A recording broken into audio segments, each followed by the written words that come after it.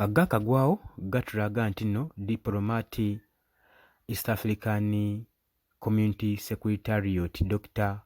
Caroline Asiimwe yakwatiddwa olunaku olw'eggulo e Mombasa mu Kenya. Ku mukwano gwange ali eyampuliriza. Nkwanirizaako nnyo yonna gy'osinza okuba ng'otuwuliriza kutegeeza nti okola ky'amaanyi nnyo okwekumira ku UG Updates TV. Baganda bange bali Nairobi, bali mu Kenya, mbaanirizaako nnyo mukulikeeyo nnyo mu wiikendi. Baganda bange bali South Africa, Oman, Dubai, America, UK, mwenna mbalamusizzaako. Wabula gwe nkutegeeza atanaakuba ng'osubscribinga, genda maaso osubscribinge ku UG Updates TV, sharinga, commentinga, likinga, gwe mukwano gwange ali eyo ampuliriza. Mukwano gwange nkutegeeza nti nno olunaku olw'eggulu nga tukyali mu mbiranye za General Muhoozi, omukyalo ono amanyikiddwa nga Catherine Asiimwe yakwatiddwa ku kisaawe ky'ennyonyi ku airport we Mombasa.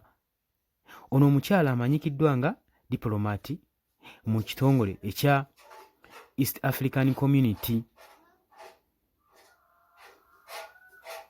Kitegeezekeddwa nti yakwatiddwa olunaku olw'eggulu ng'agezaako okwapuloochinga ku kisaawe.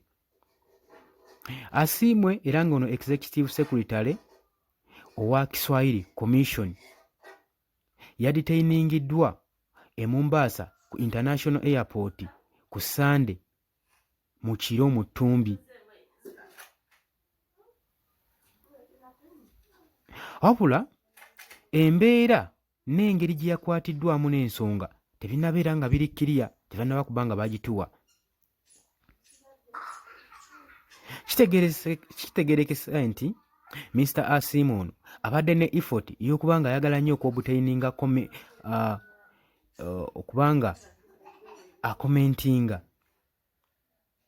ku Kenyan Police Force okubanga waliwo ebitagenda bulungi ku sayidi yaabwe. Kati bwe njogerera Police Force ey'omu Kenya olunaku olwaleero erina okunnyonnyola ensonga lwaki Asiimwe yakwatiddwa. Newankubadde Dr. Asiimwe yabadde ng'amaze okuba nga adetainingibwa, kiri bumubenyi bw'amateeka okuba nga diplomatic okuba nga akwatibwa mu ngeri ng'eyo, naddala omukulu mu East African Community.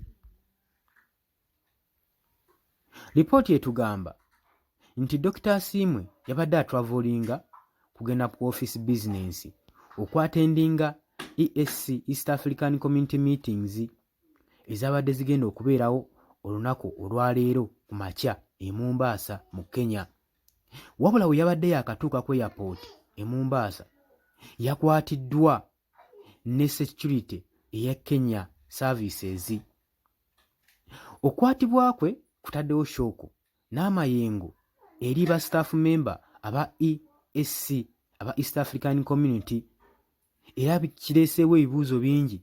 Beebuuza oba partner states zirespectinga various protocols zibayitamu nga bo abali mu party. Era bagambye nti Kenyan Police erina okuba ng'ewa issue statement, erina okuba ng'ewa statement ku kudetainingibwa kwa senior diplomat Asiimwe. Balina okuba nga batuwa poliisi.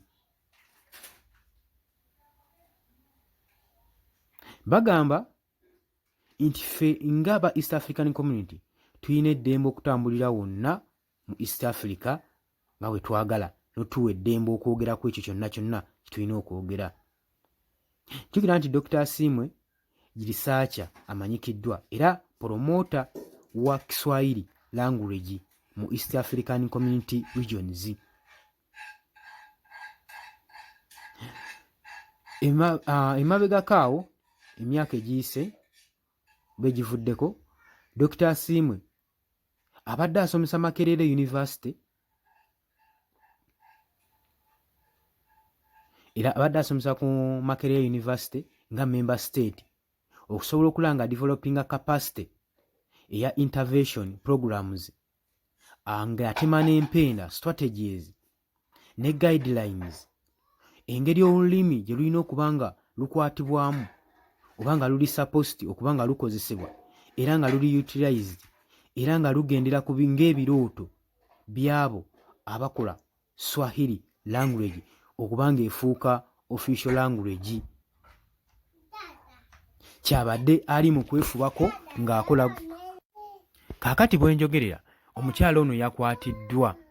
Kati yakwatiddwa ekintu ekitakoze bulungi nnyo ba East African Community bagamba omemba yenna wa East African Community alina okwenjooyinga, alina okweyagala, alina okwogera buli kimu ky'ayagala watali wadde kumukuba ku mukono. Naye kyewuunyisiza nti bannakenya naddala aba security tebamanyi kuma protocols ze tutambuliramu ng'aba East African Community.